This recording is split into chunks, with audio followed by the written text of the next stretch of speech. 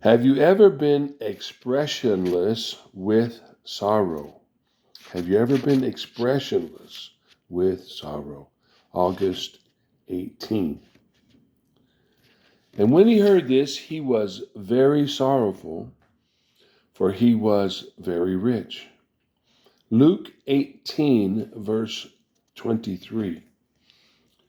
The rich young ruler went away expressionless with sorrow. He had not a word to say. He had no doubt as to what Jesus said, no debate as to what it meant, and it produced in him a sorrow that had not any words. Have you ever been there?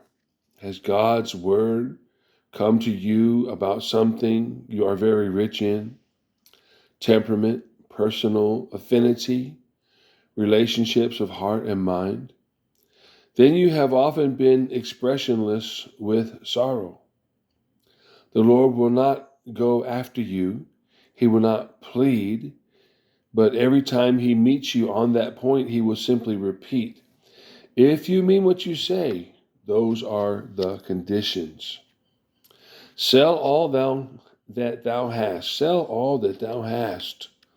Undress yourself morally before God of everything that might be a possession until you are a mere conscious human being, and then give God that, and then give God that.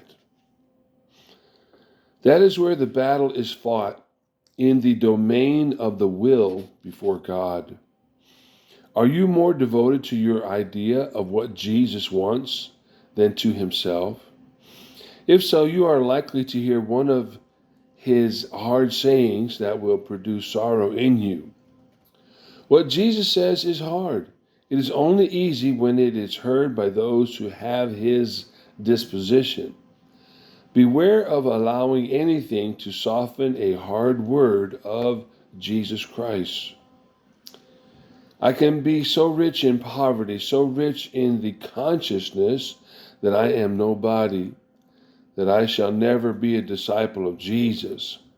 I can be so rich in the consciousness that I am somebody, that I shall never be a disciple. Am I willing to be destitute of the sense that I am destitute? This is where discouragement comes in. Discouragement is disenchanted self. Discouragement is disenchanted self-love, and self-love may be love of my devotion of Jesus. Discouragement is disenchanted self-love, and self-love may be love of my devotion of Jesus.